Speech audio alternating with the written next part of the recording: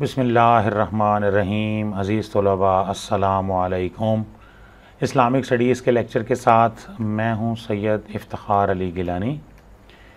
अज़ीज़ तलबा, जैसा कि आपको मालूम है कि मैंने सबका लेक्चर में आपकी खिदमत में जिस मौजू पर बात की थी वो था इंट्रोडक्शन टू हदीस। उसी सिलसिले को आज आगे बढ़ाना है। हदीस के हवाले से जब हम बात करते हैं तो एक बात जो आपके ज़हन में है और बहुत से दोस्त अहबाब और तलबा के ज़हन में भी होती है, हमारे ज़हन में भी रही है कि हदीस को कबूल या रद्द करने के लिए क्या क्राइटेरिया है। यानी अगर कोई बंदा कहता है कि मैं इस हदीस को मानता हूँ और कोई कहता है कि मैं इस हदीस को नहीं मानता हूँ, तो उसके लिए क्या चीज़ हैं? उसके लिए दो चीज़ें मेरा बेटा बहुत अहम है। वो क्या है? एक है रिवायत और दूसरी है दरायत। इन दो चीज़ों को हम ये दो चीज़ें उसूल हदीस में आती हैं। मुहद्दिसीन ने उसूल हदीस वज़ा किए, बनाए और हमें बताया कि हमने किन अहादीस को एक्सेप्ट करना है और किन अहादीस को हमने एक्सेप्ट नहीं करना। तो ये हमारी मर्ज़ी पर मुनहसर नहीं है, बल्कि ये हदीस की सेहत पर है। हदीस के दो जुज़ हैं मेरा बेटा, ये समझ लें।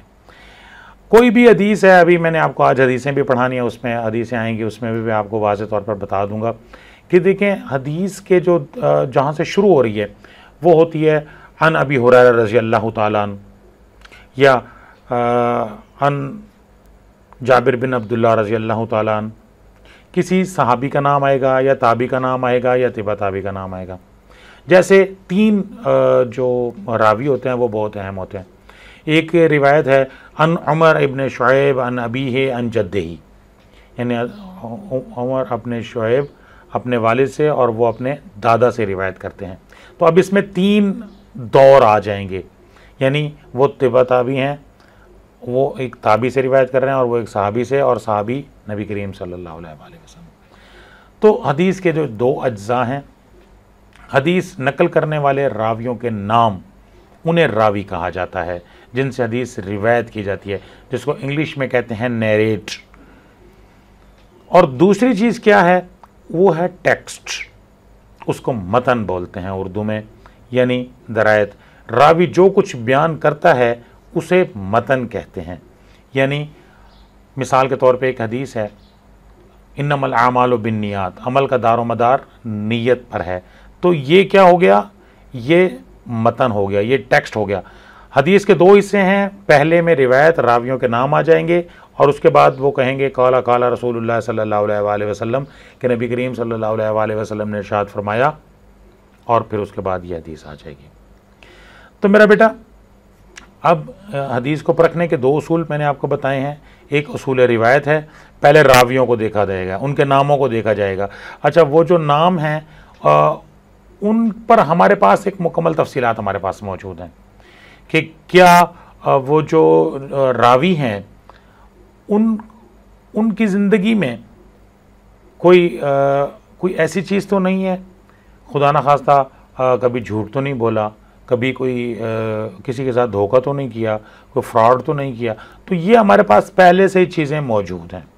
तो जब रावी का नाम आता है तो हमें पता चलता है कि ये रावी की ज़िंदगी के बारे में हम देख लेंगे और हमें पता चल जाएगा कि जनाब ओके है, कि जनाब इन्होंने कभी झूठ नहीं बोला, ये बिल्कुल उस मेयार पर पूरा उतरते हैं। इसको बोलते हैं सिका रावी, सा के साथ सा, सिका रावी। तो ये सिका रावी जो होते हैं वो ये होते हैं कि उनकी बात पर एतमाद किया जाता है। जब उसूल रिवायत में पहले चीज़ ओके हो गई है, अब फिर हम उसके टेक्स्ट को देखेंगे कि जब टेक्स्ट भी ओके हो जाएगा तो फिर वो हदीस ओके हो जाएगी, और हम उस हदीस को, फिर वो हदीस हमारे लिए हुज्जत है, उस हदीस पर हमने अमल करना लाजमी है। अच्छा, फिर उसके बाद हम देखते हैं कि उसूल हदीस से मुराद वो इल्म है जिसके ज़रिए से सनद व मतन का हाल मालूम किया जाता है, ताकि हदीस के रद्द व कबूल के मुतालिक सही राय कायम की जाए। तो ये अब तक मैंने जो आपको ये बात बताई है कि हदीस को कबूल या रद्द करने के लिए हमारे पास दो चीज़ें हैं। یہ اصول حدیث میں ہمیں بتایا جاتا ہے. ایک روایت ہے، دوسرا درایت ہے. روایت میں راویوں کے زندگی کے حالات زندگی ہوتے ہیں اور اس کے مطابق ہم ان کو دیکھتے ہیں، اور جبکہ درایت میں ہم حدیث کے ٹیکسٹ کو دیکھتے ہیں. اچھا، ٹیکسٹ کے بارے میں بھی میں یہاں پہ وضاحت کر دوں کہ ٹیکسٹ ایسا ہونا چاہیے حدیث کا جو کسی قرآن مجید کی آیت کے ساتھ کوئی خدا نخواستہ کوئی اگر متصادم ہے تو وہ حدیث بھی قبول نہیں کی جائے گی. اسی طرح حدیثیں کنٹرڈکٹ بھی ہوتی ہیں آپس میں. ایک حدیث ایک جگہ دیکھیں نا، ایک مکی دور ہے، ایک مدنی دور ہے. اچھا، مکی دور میں آپ کو پتہ ہے اسلام ایک دن میں نہیں آیا، یہ بتدریج آیا، آہستہ آہستہ نجمن نجمن قرآن بھی نازل ہوتا رہا. آپ نبی کریم صلی اللہ. اچھا، مکہ میں کچھ چیزیں، اب جیسے میں آپ کو ایک چھوٹی سی مثال دیتا ہوں. مثال کے طور پر جیسے شراب ہے. اب شراب کب حرام ہو رہی ہے؟ اس کا حکم، پہلے شراب پی جا رہی ہے، مسلمان بھی ہیں، شراب بھی پی رہے ہیں، اور قرآن بھی ان کو کہہ رہا ہے کہ جناب بتدریج قرآن کا حکم آیا. پہلے ایک حکم آیا، پھر دوسرا آیا، اور پھر تیسرا آیا. تو جب تیسرا حکم آیا تو پھر وہ پہلے والے جو حکم تھے وہ منسوخ ہو گئے. اب جو تیسرا حکم ہے اس پر عمل کیا جائے گا. اسی طرح حدیث کے حوالے سے بھی چیزوں کو سمجھیں کہ مکہ مکرمہ میں کچھ چیزیں ایسی ہیں. میں نے آپ کو پچھلے لیکچر میں بتایا تھا کہ میں نے مثال آپ کو دی تھی حدیث تقریری کی، کہ وہ چیز جس کو نبی کریم صلی اللہ علیہ وآلہ وسلم نے برقرار رکھا، یعنی آپ کے سامنے کوئی عمل ہوا اور آپ نبی کریم صلی اللہ علیہ وآلہ وسلم نے اسے منع نہیں کیا، اسے نہیں روکا، تو وہ بھی ہمارے لیے حجت ہے، وہ بھی تقریری حدیث ہے. لیکن اب دیکھتے ہیں کہ ایک حکم چلتا رہا اور ایک جگہ پہ آگے اللہ کے نبی نے اس کو منع کر دیا، بس کر دیا کہ جناب یہ نہیں کرنا. تو اس وقت اس حکم کے بعد اب وہ چیز غلط ہو، اب ناجائز ہو گئی ہے، اب وہ کام ہم نہیں کریں گے. اب اس پر اگر پہلے سے کوئی حدیث موجود ہے، اگر وہ پیش کی جاتی ہے تو وہ اس کو دیکھا جائے گا کہ یہ ٹیکسٹ جو ہے یہ دوسری حدیث کے ساتھ یہ کنٹرڈکٹ نہیں ہو رہا، یہ حکم پہلے اس طرح سے تھا، اب اس طرح سے ہے. مختلف مواقع پہ مختلف مقامات پہ آپ نبی کریم صلی اللہ علیہ وآلہ وسلم کے جو ارشادات ہیں اس کی روشنی میں محدثین یہ فیصلہ کرتے ہیں. یہ آپ میں عام بندے کا کام نہیں ہے، بلکہ یہ محدثین کا کام ہے. جو جسے دیکھیں نا، اب فار ایگزامپل اگر خدا نخواستہ طبیعت خراب ہوتی ہے تو ہم ڈاکٹر کے پاس جاتے ہیں. اگر ہمارا موبائل خراب ہو جاتا ہے تو پھر ہم ٹیکنیشین کے پاس جاتے ہیں. وہ یہ نہیں ہے اس کو کمپیوٹر خراب ہو جائے یا لیپ ٹاپ خراب ہو جائے تو اس کو خود جوڑنے نہیں بیٹھ جاتے ہیں، بلکہ کیا کرتے ہیں، ایک پراپر آدمی کے پاس جاتے ہیں. تو ہم ڈاکٹر کے پاس جاتے ہیں. انجینئر کی جہاں ضرورت ہوتی ہے وہاں انجینئر آتا ہے.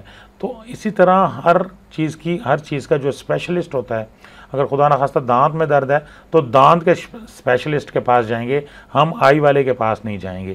تو اسی طرح جب ہم حدیث کے بارے میں کوئی حدیث کو ایکسیپٹ یا ریجیکٹ کرنا ہے تو اس کے لیے جو محدثین نے جو اصول بنائے ہیں، ان اصول کا جو ماہر ہے وہ محدث ہے.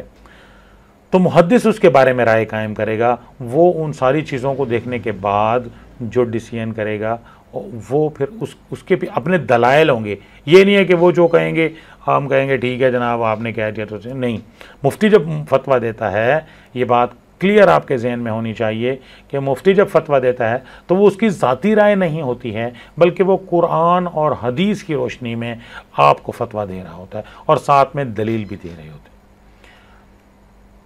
اسماء الرجال میں نے آپ کو پہلے بھی بتایا کہ راویوں کے حالات و واقعات اور ان کی ذہانت و کردار پر بحث. یعنی ہمارا دین ایک ایسا دین ہے کہ جس میں اللہ تبارک و تعالیٰ نے ایک چیز کا خیال رکھا ہے. مثال کے طور پہ اللہ تبارک و تعالیٰ نے ہمیں شریعت دی ہے. شریعت میں کیا دو چیزیں ہیں، کیا؟ قرآن اور حدیث. اگلا لیکچر انشاءاللہ شریعت پہ ہوگا، اس میں اس پر تفصیل سے گفتگو کروں گا. ابھی یہاں سمجھنے کے لیے یہی سمجھ لیں کہ شریعت قرآن اور حدیث کا مجموعہ ہے. اب جو چیز قرآن میں آ جاتی ہے، اللہ کہتے ہیں، میں نے پچھلے لیکچر میں بھی آپ کو بتایا تھا کہ جو چیز قرآن میں آ جاتی ہے تو اللہ کہتے ہیں کہ اِنَّا نَحْنُ نَزَّلْنَا الذِّكْرَ وَإِنَّا لَهُ لَحَافِظُونَ، کہ ہم نے ذکر کو نازل کیا اور اس کی حفاظت بھی ہم خود کریں گے. تو قرآن مجید کی حفاظت کا ذمہ خود اللہ تبارک و تعالیٰ نے لیا ہے. تو جب اللہ تبارک و تعالیٰ نے قرآن مجید کی حفاظت کا ذمہ لیا ہے تو اب اس سے ریلیٹڈ ہر چیز کی اللہ نے حفاظت فرمائی ہے. تو اب اطیعوا اللہ و اطیعوا الرسول، میں نے پچھلے لیکچر میں آپ کو یہ آیت پڑھائی تھی کہ اللہ کی اطاعت کرو اور اس کے رسول کی اطاعت کرو. تو اللہ کی اطاعت تو قرآن سے ہوگی، رسول کی اطاعت حدیث سے ہوگی. اب حدیث کو اللہ نے محفوظ کیسے رکھا؟ اب جس سے بھی کوئی ایک حدیث روایت کی گئی ہے وہ راوی ہے، تو اب محدثین نے اس کی زندگی کے پورے حالات کو، اس کی پوری بایوگرافی بنا لی ہے، اس کا پورا ڈیٹا اپنے پاس سیو کر لیا ہے. تو ان کے حالات و واقعات، ان کی ذہانت اور کردار کہ وہ، میں آپ کو مثال دیتا ہوں. مثال کے طور پہ ایک آدمی ہے، اس نے وہ ایک بتاتے ہیں کہ میں نے حدیث، یہ میرے پاس حدیث ہے. اچھا آپ نے کہاں سے لی؟ میں نے اپنے ابو سے لی. اچھا جی ٹھیک ہو گیا. تو کب لی ہے جناب؟ فلاں سن میں لی ہے. کہ آدمی جی میرے پاس ایک حدیث ہے. اچھا ٹھیک ہے جی، کہاں سے لی ہے جی؟ یہ میرے استاد سے لیا. اچھا کون سے استاد سے؟ جی فلاں استاد سے. ان استاد سے آپ کی کب ملاقات ہوئی ہے؟ میری جناب ان سے ملاقات ہوئی ہے فار ایگزامپل کہ جناب میری ان سے ملاقات ہوئی ہے 70 ہجری میں. اچھا 70 ہجری میں آپ کو وہ کہاں پہ ملے تھے؟ وہ مجھے کوفہ میں ملے تھے. اچھا وہاں پہ کیا کر رہے تھے؟ وہ میرے استاد تھے، وہاں پڑھاتے تھے. بھائی وہ تو کوفہ کے نہیں تھے، وہ تو بصرہ کے تھے، اور ان کا انتقال تو سن 65 ہجری میں ہو رہا ہے. تو آپ ان سے 70 ہجری میں کیسے حدیث لے رہے ہیں؟ تو یہ ساری چیزیں، یعنی ان کی بایوگرافی کیا ہوتی ہے، ان کی پیدائش سے لے کے ان کی وفات تک کے سارے حالات وہ ان کے پاس لکھے ہوئے ہمارے پاس موجود ہیں.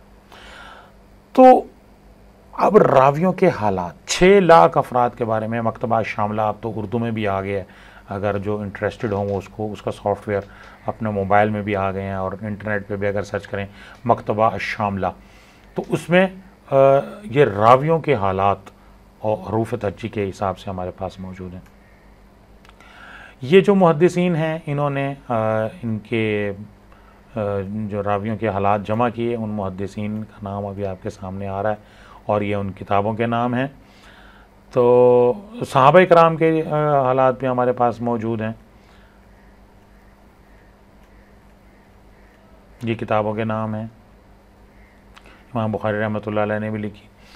یہاں میں آپ کو ایک چیز بتاؤں کہ جو مستشرقین ہیں، یعنی وہ اہل مغرب جنہوں نے اسلامی علوم پر تحقیق کر کے تنقید کی ہے، ان میں ایک بہت بڑا مستشرق ہے ڈاکٹر سپرنگر، اس کا حدیث پر کام ہے. تو وہ کہتا ہے کہ کوئی قوم دنیا میں ایسی نہیں گزری اور نہ آج موجود ہے جس نے مسلمانوں کی طرح اسماء اور رجال کا عظیم الشان فن ایجاد کیا ہو. اب دیکھیں آپ بڑے خوش نصیب ہیں کہ ہمارے پاس اثاثہ موجود ہے. اب ضرورت اس بات کی ہے کہ ہمیں پتہ تو ہو کہ ہمارے پاس ہیں کیا. ایک آدمی کی جیب میں پیسے پڑے اور اس کو پتہ ہی نہ ہو کہ اس کی جیب میں پیسے ہیں. تو ایسا نہیں ہونا چاہیے. ہمارے پاس ایک بہت بڑا علمی اثاثہ موجود ہے جس کی ہمارے دشمنان اسلام جو ہیں وہ بھی تعریف کر رہے ہیں کہ واقعی ان کے پاس ایک بہت بڑا اثاثہ موجود ہے. تو ہے کیا؟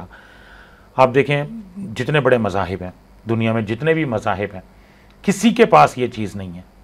ایون آپ دیکھیں کرسچینٹی سب سے بڑا مذہب ہے، اگر ان سے کہا جائے کہ جناب حضرت عیسیٰ علیہ السلام کے حواریوں کے حوالے سے معلومات فراہم کریں تو وہ اس سے قاصر ہیں، ان کے پاس زیادہ معلومات نہیں ہیں.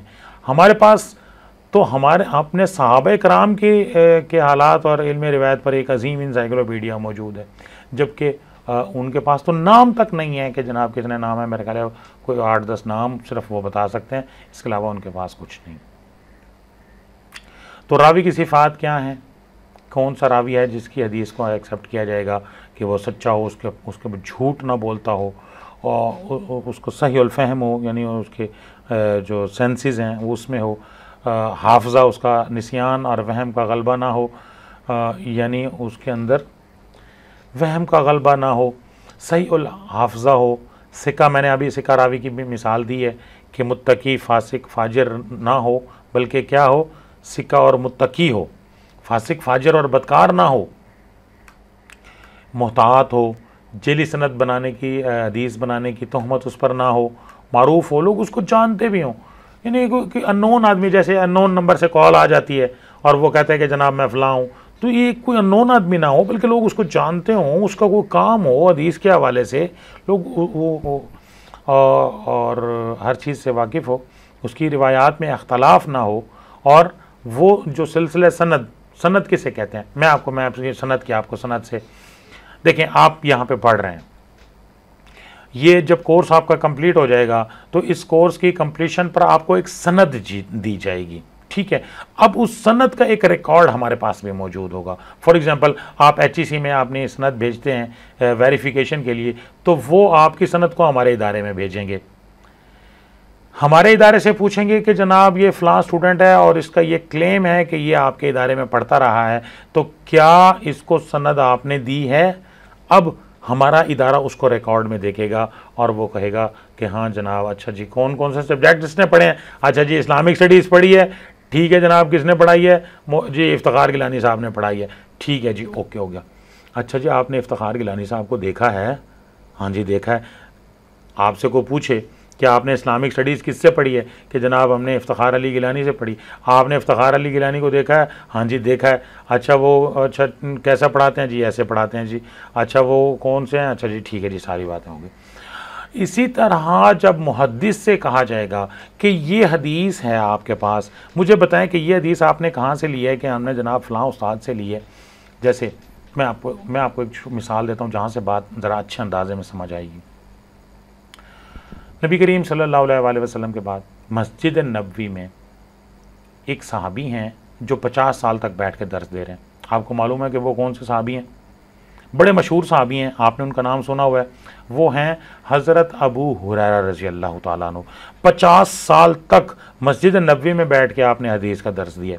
کہتے ہیں نا جو ان سے سب سے زیادہ حدیثیں، ایک سوال ہوتا ہے اکثر مجھ سے یہ سوال کرتے ہیں کہ حضرت ابو ہریرہ رضی اللہ تعالیٰ عنہ سے اتنی زیادہ حدیثیں کیوں ہیں؟ کیونکہ ان کے شاگردوں نے ان کے نام کو روشن کیا ہوا ہے کہ انہوں نے، ان کے شاگردوں کی تعداد لاکھوں میں ہے، انہوں نے لاکھوں اپنے شاگردوں کو حدیث پڑھائی ہے. اچھا پھر اس کے بعد ان کو سند، اس وقت سند کیسی ہوتی تھی کہ اب اسٹوڈنٹ کا امتحان لیا ہے، اسٹوڈنٹ نے امتحان دینے کے بعد جب دیکھا کہ ہاں جی ہر چیز اوکے ہو گئی ہے، تو آپ نے ان کو سند جاری کر دی کہ یہ حدیثیں لے جائیں اور جہاں پر بھی جائیں اور اس حدیث کو میرے نام سے آپ روایت کریں.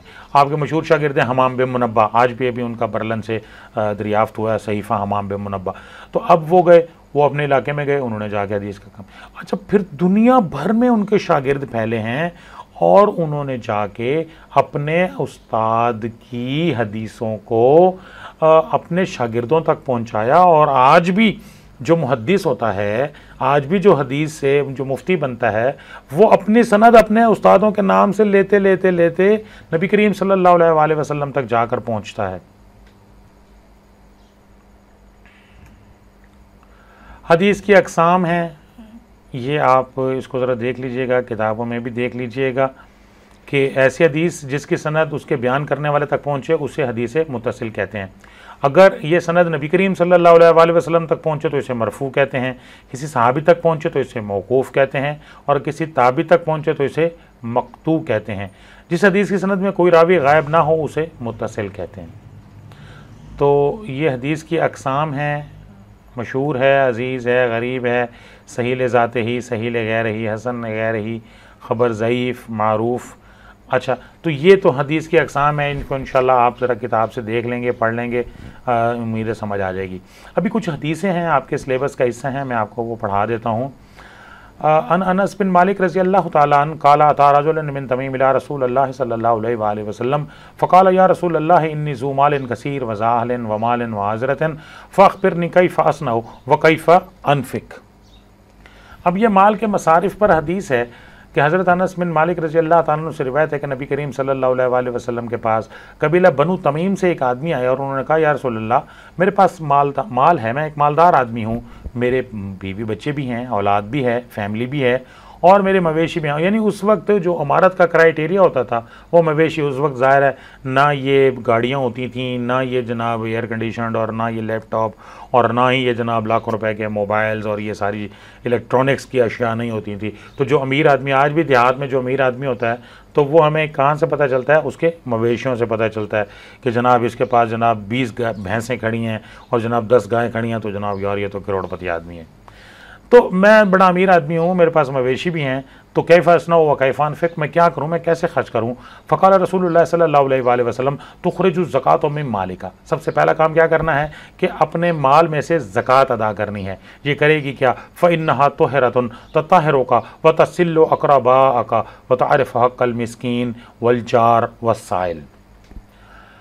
پہلا کام کیا کرتا ہے؟ زکوٰۃ دینی ہے. یہ کیا کرے گی؟ یہ تمہیں بھی پاک کر دے گی اور تمہارے مال کو بھی پاک کر دے گی اور تمہیں تمہارے رشتہ داروں کے ساتھ جوڑ دے گی.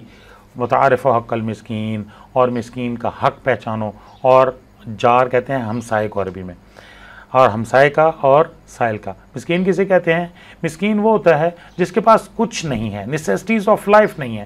مثال کے طور پہ جیسے روٹی کپڑا مکان ہے، یہ اس کے بغیر زندگی ناممکن ہے. تو اب ظاہر ہے ایک آدمی نے روٹی کھانی ہے اور اس کی فیملی ہے، اس کے فیملی کے لیے ایک صرف کھانے پینے اور کپڑے کے لیے اس کو کم از کم 1000 روپے ڈیلی چاہیے، اور اس کی آمدنی جو ہے وہ 500 روپے ہے. تو وہ 500 اور کہاں سے دے گا؟ تو وہ ظاہر ہے وہ صاحب ثروت لوگ جو ہوں گے وہ اس کو دیں گے. دوسری حدیث ہے جی کبیرہ گناہوں سے اجتناب کے حوالے سے.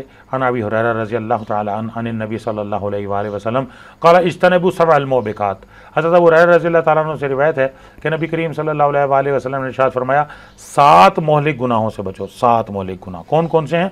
قال الشرک باللہ، سب سے بڑا گناہ جس کے بارے میں، جس کو کہتے ہیں ان الشرک لظلم عظیم، شرک ظلم عظیم ہے اور اس کی بخشش نہیں ہے.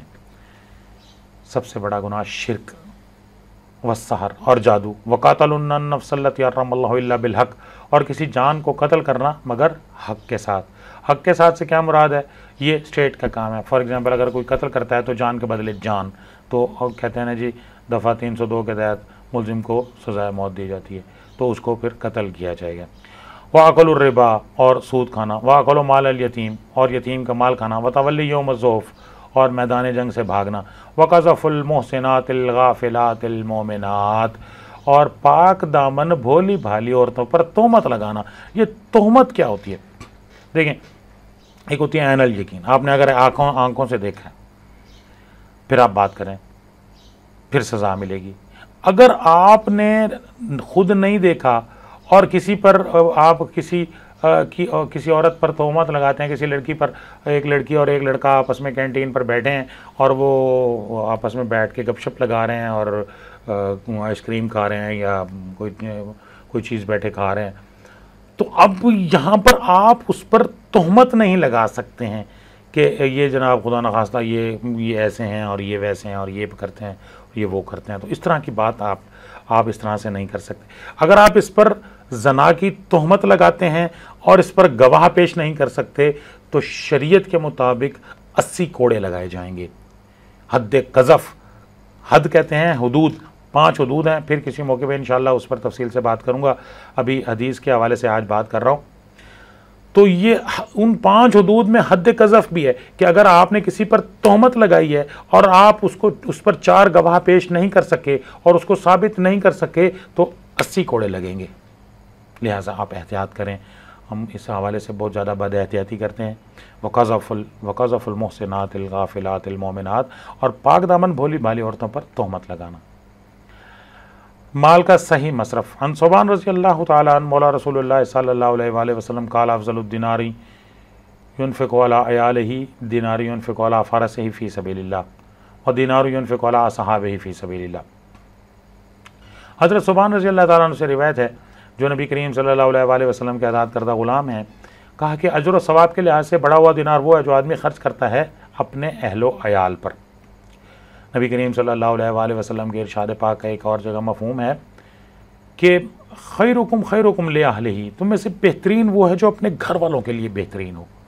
یعنی آپ اپنے گھر والوں کے لیے جو، اب دیکھیں نا ایک آدمی دوستوں کے ساتھ تو بہت اچھا ہے اور اپنے کلاس فیلوز کے ساتھ بڑی اچھی دوستی ہے، دوسروں کی بہنوں کے ساتھ جناب بڑی اچھی، جی آپ تو میری منہ بولی بہن ہے، اس کی جناب اس کے ساتھ اس کے فون پہ بھی گپے ہیں اور اس کی ہر بات کو مانا جا رہا ہے. اور جو گھر میں سگی بہن ہے اس کے ساتھ پھڈے ہیں، اس کے ساتھ بنتی نہیں ہے. وہ کہتی ہے بھائی مجھے فلاں چیز لے کے چلے جاؤ، مجھے فلاں جگہ، میرے پاس ٹائم نہیں ہے میرے پاس جناب. اور اس کے ساتھ جو رویہ ہے، اس کے ساتھ جو انداز ہے بولنے کا، تو گھر والوں کے ساتھ اچھا رویہ اختیار کریں.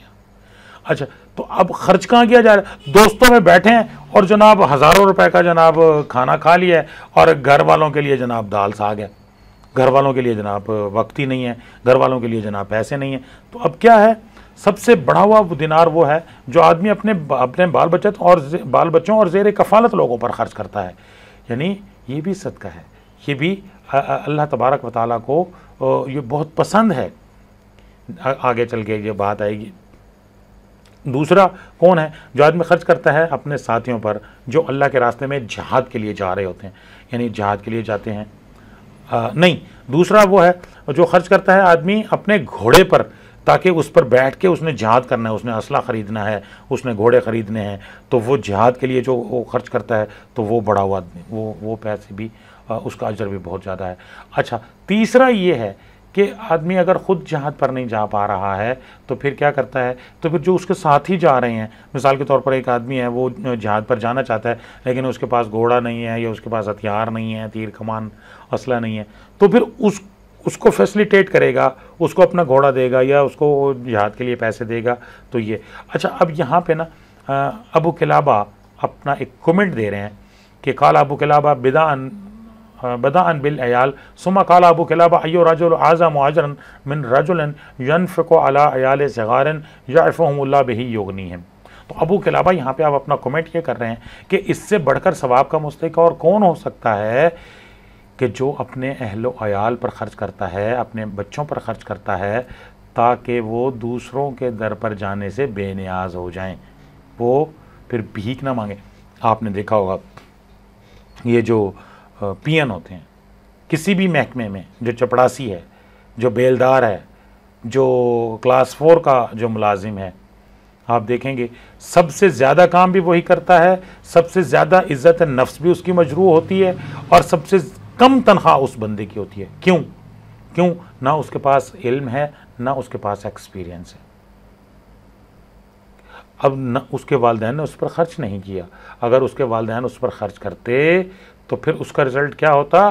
پھر اس کا رزلٹ یہ ہوتا کہ اس کے پاس پھر جب ایجوکیشن ہوتی، آج ہم ایجوکیشن حاصل کرتے ہیں اور اس پر ہم دیکھیں لاکھوں روپے خرچ کرتے ہیں، تو کیوں کرتے ہیں؟ تاکہ ہمارا فیوچر سیکیور ہو جائے۔ تو جو پیرنٹس اپنے والدین اپنے بچوں پر خرچ کرتے ہیں تو کس لیے کرتے ہیں؟ کہ جناب ان کا فیوچر سیکیور۔ اور بچے کیا کرتے ہیں؟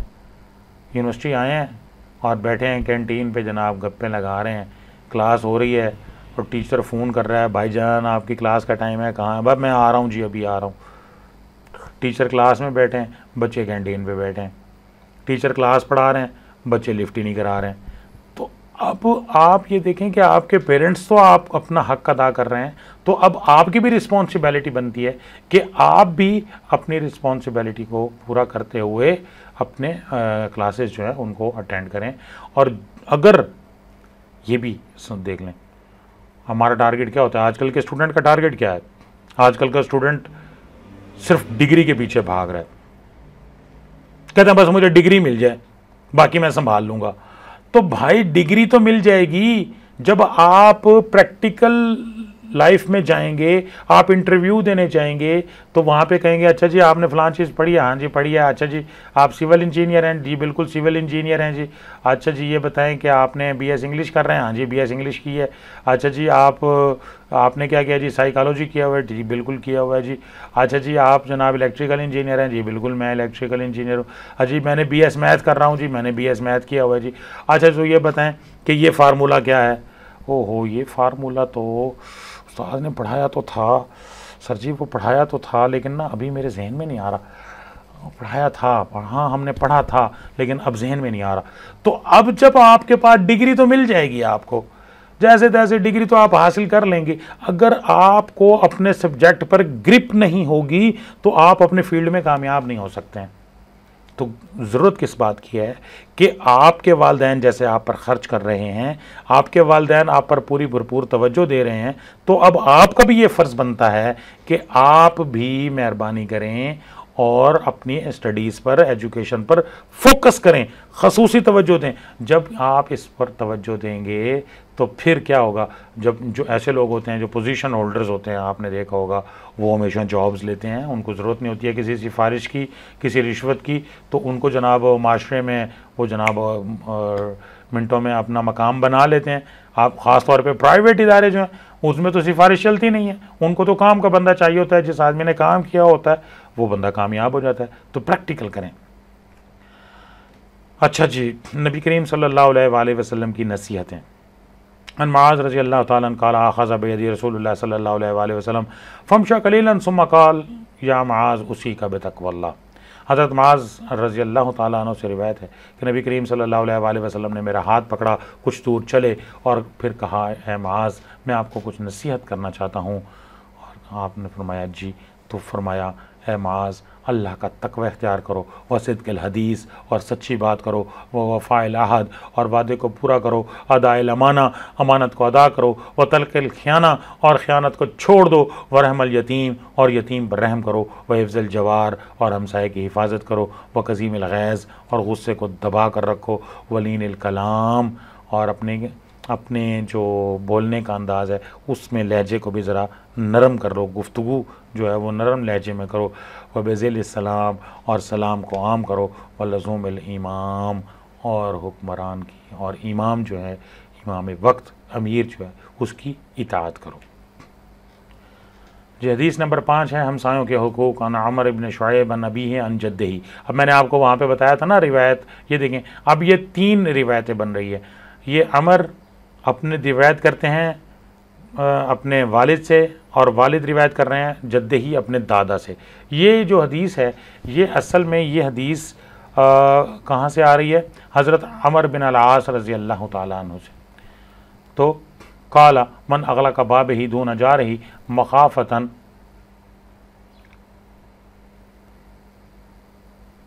علی اہلہ و مالہ فلیس ذلک بمؤمن، کہ جس نے دروازہ بند کیا اپنے ہمسائے سے، اس کے ہمسائے کے ڈر سے دروازہ بند کر کے سویا، تو ایسا پڑوسی مومن نہیں۔ ولیس ذلک بمؤمن من لم یأمن جارہ بواقعہ، اور وہ بھی مومن نہیں ہے جو اپنے ہمسائے کے ڈر سے کنڈی بند کر کے سوتا ہے۔ یار کہ ہمسائے جو ہے نا وہ اچھے لوگ نہیں ہیں۔ اتدری ما حق الجار، کیا آپ کو معلوم ہے کہ ہمسائے کے حقوق کیا ہیں؟ اذ استعانک اعانتہ، اگر وہ آپ سے مدد طلب کرتے ہیں تو آپ اس کی مدد کرتے ہو، وَإِذِ اسْتَقْرَضَكَ أَقْرَضْتَهُ، وہ آپ سے ادھار مانگتے ہیں تو آپ اس کو قرض دیتے ہو، وَإِذِ افتقر أُتَى عَلَيْهِ، اگر وہ بیچارے غریب ہو جاتے ہیں تو آپ اس کو ہیلپ آؤٹ کرتے ہو، وَإِذَا مَرِضَ، اگر وہ بیچارہ بیمار ہو جاتا ہے، عُدَّتَهُ، تو آپ اس کی عیادت کرتے ہیں، وَإِذَا أَصَابَهُ خَيْرًا، اگر وہ کسی خوشی کو سیلیبریٹ کرتے ہیں تو حنتہ، تو آپ اس کو مبارکباد پیش کرتے ہیں، وَإِذَا أَصَابَتْهُ مصیبہ، اگر وہ بیچارہ کسی مصیبت میں گرفتار ہو جاتا ہے، عَزَّیتَهُ، تو آپ اس کو صبر کی تلقین کرتے ہیں، وَإِذَا مَاتَ، اگر وہ بیچارہ فوت ہو جاتا ہے، اتبعت جنازتہ، تو آپ اس کے جنازے کے پیچھے جاتے ہیں، وَلَا تَسْتَطِيلُ عَلَيْهِ بِالْبُنْيَانِ، اور اپنے گھر کی دیوار کو اونچا نہیں کرتے، لِتَحَبَّبَ عَنْهُ الرِّيحُ، یہ نہ ہو کہ ہمسائے کی ہوا ہی رک جائے۔ پہلے یہ ایئر کنڈیشن اور پنکھے نہیں ہوتے تھے، یہ دیواریں چھوٹی چھوٹی ہوتی تھیں، ٹھنڈی ہوا چلتی تھی اور یہ سارے معاملات سیدھے ہو جاتے تھے۔ تو اللہ بِإِذْنِهِ، ہاں اپنے ہمسائے سے پوچھ لیں، وَلَا تُؤْذِيهِ بِقَطَارِهِ قِدْرِكَ، اور اپنے ہمسائے کو اور تکلیف نہ دیں اس چیز سے، ہانڈی سے، آپ کی ہانڈی سے جو خوشبو نکل رہی ہے اور ہمسایہ اس کو سونگتا ہے اور وہ کہتا ہے کہ جناب واہ بھائی واہ، یہ تو ہمسایوں کے گھر میں بڑی مزیدار چیز کو پک رہی ہے، تو اس سے بھی اس کو تکلیف نہیں دینی ہے۔ ہاں اب کرنا کیا ہے؟ الا ان تغرف له منها، اس میں سے کچھ تھوڑا سا ان کو بھی بھیج دیں۔ وَإِنِ اشْتَرَيْتَ فَاكِهَةً فَادِ لَهُ، اگر آپ پھل خریدتے ہیں تو بھی ہمسائے کو تھوڑا سا ہدیہ بھیج دیں۔ فَإِن لَمْ تَفْعَلْ فَادْخِلْهَا سِرًّا، اگر آپ ایسا نہیں کر سکتے تو پھر آپ ان کو چھپا کے لے کے جائیں۔ وَلَا يَخْرُجُ بِهَا وَلَدُكَ لِيَغِيظَ بِهَا وَلَدِهِ، یہ نہ ہو کہ آپ کے بچے جناب گلی میں کھڑے ہو کے کھا رہے ہیں اور ہمسائے کے بچے جو ہیں وہ اس کو دیکھتے ہیں، تو ہمسائے کے بچہ کہتا ہے کہ جناب غریب آدمی ہے بچہ ہے، وہ اس کو کہتا ہے تھوڑا سا چل بھاگ جا، میں نہیں دیتا، تو ایسا نہیں ہونا چاہیے۔ اچھا اب اس کے بعد اعمال کی اقسام، 6 حدیث نمبر 6، عن عائشہ رضی اللہ تعالیٰ عنہ قالت قال رسول اللہ صلی اللہ علیہ وآلہ وسلم الدواوین ثلاثہ۔ ام المومنین حضرت عائشہ صدیقہ رضی اللہ تعالیٰ عنہ سے روایت ہے کہ اعمال نامے کے 3 دفاتر ہیں۔ دیوان لا یغفر اللہ الا شراک باللہ، پہلا دفتر وہ ہے کہ جسے اللہ معاف نہیں کریں گے اور وہ ہے شرک۔ مشرک کی بخشش کسی صورت نہیں ہے۔ یہاں وہ قرآن مجید کی آیت کوٹ کر رہی ہیں۔ اللہ تبارک و تعالیٰ قرآن مجید فرقان حمید میں ارشاد فرماتے ہیں ان اللہ لا یغفر ان یشرک بہ ویغفر ما دون ذلک لمن یشاء، کہ اللہ تبارک و تعالیٰ مشرک کی بخشش نہیں کریں گے، باقی اللہ جسے چاہیں بخش دیں، مشرک کی بخشش نہیں ہے۔ ودیوان لا یترک اللہ ظلم العباد، اور دوسرا کیا ہے، کیا کہ اللہ اس کو بھی نہیں چھوڑیں گے کہ جو بندوں پر ظلم کرتا ہے، فیما بینہم حتی یقتص بعضہم من بعض، یہاں تک کہ وہ ایک دوسرے کو معاف نہ کر دیں۔ یعنی جب تک بندہ بندے کو معاف نہیں کرے گا، اللہ بھی اس کو معاف نہیں کرے گا، بندے اور اس کا آپس کا معاملہ ہے۔ تو تیسرا کیا ہے جی، وَدِيوَانٌ لَا يَعْبَ اللَّهُ بِهِ ظُلْمُ الْعِبَادِ فِيمَا بَيْنَهُمْ وَبَيْنَ اللَّهِ فَذَاكَ إِلَى اللَّهِ إِن شَاءَ عَذَّبَهُ وَإِن شَاءَ تَجَاوَزَ عَنْهُ۔ تو تیسرا جو ہے وہ ہے اللہ اور بندے کے درمیان کا معاملہ، بس یہ اللہ پر ہے، اللہ چاہے تو عذاب دے، اللہ چاہے تو معاف کر دے۔ حدیث نمبر 7 رزق حلال کے حوالے سے ہے یہ حدیث۔ ان جابر رضی اللہ تعالیٰ عنہ قال قال رسول اللہ صلی اللہ علیہ وآلہ وسلم یا ایھا الناس اتقوا اللہ واجملوا فی الطلب۔ یہ حدیث آپ جمعے کے خطبے میں بھی سنتے ہوں گے کہ اے انسانوں اللہ کا تقوی اختیار کرو، واجملوا فی الطلب، اور روزی کے لیے اچھے اچھے ذرائع تلاش کرو۔ یعنی آپ اگر کوئی کام تو آپ نے کرنا ہے، کوئی ڈھنگ کا کام کریں، کوئی حلال روزی کا کام کریں، کوئی ایسا کام کریں جو اچھا کام ہو، برے کاموں سے کوشش کریں کہ ایسا کام جس کو آپ بتانے میں بھی ہیزیٹیٹ کر رہے ہوں۔ تو فَإِنَّ النَّفْسَ لَن تَمُوتَ حَتَّىٰ تَسْتَوْفِيَ رِزْقَهَا، تو کوئی جان اس وقت تک نہیں مر سکتی، یعنی کوئی بندہ اس وقت تک نہیں مر سکتا جب تک اس کا لکھا ہوا رزق اس کو مل نہیں جاتا۔ وَإِنْ أَبْطَأَ عَنْهَا، ہاں اس میں کوئی تاخیر ہو سکتی ہے، یعنی جب وہ لکھا ہوا ہے اس وقت ہی ملے گا۔ فَاتَّقُوا اللَّهَ، پس اللہ کا تقوی اختیار کرو، وَاجْمِلُوا فِي الطَّلَب، اور روزی کے لیے اچھے اچھے ذرائع تلاش کرو۔ خُذُوا مَا حَلَّ وَدَعُوا مَا حَرَّمَ، جو حلال ہے اسے لے لو اور جو حرام ہے اسے چھوڑ دو۔ تجارت۔ عن جمیع بن عمیر رضی اللہ تعالی عنہ قال قال سئل رسول اللہ صلی اللہ علیہ وآلہ وسلم عن افضل الکسب۔ حضرت جمیع بن عمیر رضی اللہ تعالیٰ عنہ اپنے ماموں سے روایت کرتے ہیں کہ نبی کریم صلی اللہ علیہ وآلہ وسلم سے پوچھا گیا کہ سب سے بہترین کمائی کون سی ہے؟ فقال بیع مبرور وعمل الرجل بیدہ، کہ وہ تجارت جو مقبول تجارت ہو اور آدمی کا اپنے ہاتھ سے کام کرنا۔ مقبول تجارت کون سی ہوتی ہے؟ یعنی جس میں اللہ اور اس کے رسول کی نافرمانی کے طریقے اختیار نہ کیے گئے ہوں۔ حدیث نمبر 9 دین اور دنیا کی ہم آہنگی۔ حضرت کعب بن عجرہ رضی اللہ تعالیٰ عنہ قال مر علی النبی صلی اللہ علیہ وآلہ وسلم رجل فرع صحاب رسول اللہ صلی اللہ علیہ وآلہ وسلم من جلدہ ونشأتہ۔ حضرت کعب بن عجرہ رضی اللہ تعالیٰ فرماتے ہیں نبی کریم صلی اللہ علیہ وآلہ وسلم کے پاس ایک آدمی کا گزر ہوا، صحابہ نے دیکھا کہ وہ اپنے کام میں بڑی دلچسپی لے رہا ہے اور بڑا ایکٹیولی اپنا کام کر رہا ہے، اپنے رزق کے حصول میں بڑا متحرک ہے۔ تو اب اس پر صحابہ کرام رضوان اللہ تعالیٰ علیہ مجمعین نے کہا فقالوا یا رسول اللہ لو کان ھذا فی سبیل اللہ، کاش کہ یہ جو دوڑ دھوپ کر رہا ہے، کاش یہ جو پھرتیاں دکھا رہا ہے، یہ جو اپنے کام میں دلچسپی لے رہا ہے، کاش کہ اللہ کے راستے میں ہوتی۔ فقال رسول اللہ صلی اللہ علیہ وآلہ وسلم ان کان خرج یسعى علی ولدہ صغارا فهو فی سبیل اللہ۔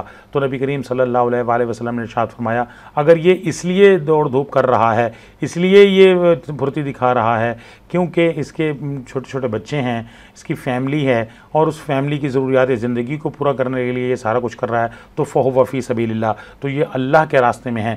وہ ان کان خرج یسعى علی نفسہ یعفها فهو فی سبیل اللہ، تو اگر یہ اس لیے کر رہا ہے کہ تاکہ دیکھیں نا کلے بندے دی جان دے وے بڑے خرچے نے ہیں، آپ اکیلے اسٹوڈنٹ ہیں تو اسٹوڈنٹس کے بھی خرچے بڑے ہیں، آپ کی ٹھیک ہے بیوی بچے نہیں ہیں تو لیکن آپ کے بھی اخراجات تو بہت زیادہ ہیں، تو اگر اپنی ضروریات زندگی کو پورا کرنے کے لیے بھی بندہ ایکٹیولی کام کرتا ہے تو فهو فی سبیل اللہ، تو یہ بھی اللہ کے راستے میں ہے۔ وَإِن كَانَ خَرَجَ يَسْعَىٰ رِيَاءً وَمَفَاخِرًا فَهُوَ فِي سَبِيلِ الشَّيْطَانِ۔ اب یہ بات سمجھیں کہ اگر تو یہ اس لیے کر رہا ہے کہ تاکہ یہ ریاکاری کرے اور یہ غرور اور تکبر کرے، یہ دکھلاوا ہو کہ جناب جیسے آج ہمارے معاشرے میں بہت سارے دکھلاوے ہوتے ہیں کہ جناب پتہ تو چلے کہ جناب یہ ایسے، تو فَهُوَ فِي سَبِيلِ الشَّيْطَانِ، تو یہ شیطان کا راستہ ہے۔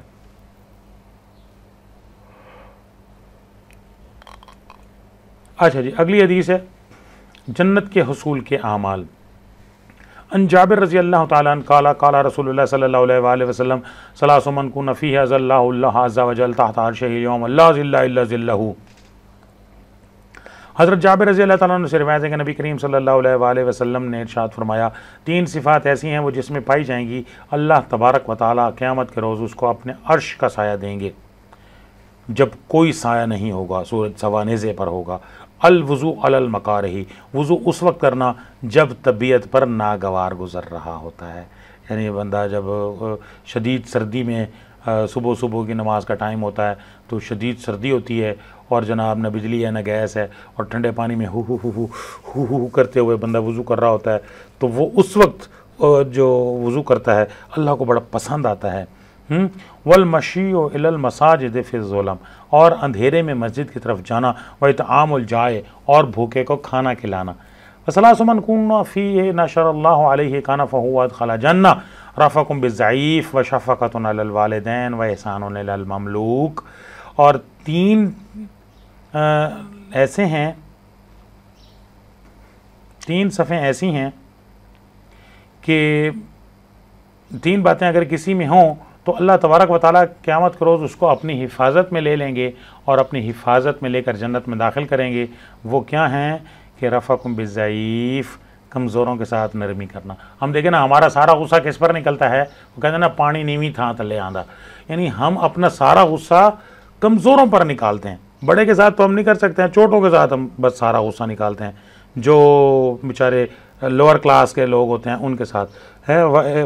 وشفقۃ علی الوالدین، اور والدین کے ساتھ حسن سلوک، اور واحسان علی المملوک، اور جو آپ کے غلام ہیں، جو آپ کے ملازمین ہیں ان کے ساتھ اچھا سلوک کرنا۔ تو اسی کے ساتھ طلباء، اسی کے ساتھ لیکچر کا وقت اب ختم ہوا چاہتا ہے۔ انشاءاللہ اگلے ہفتے ایک نئے موضوع کے ساتھ آپ کی خدمت میں حاضر ہوں گا۔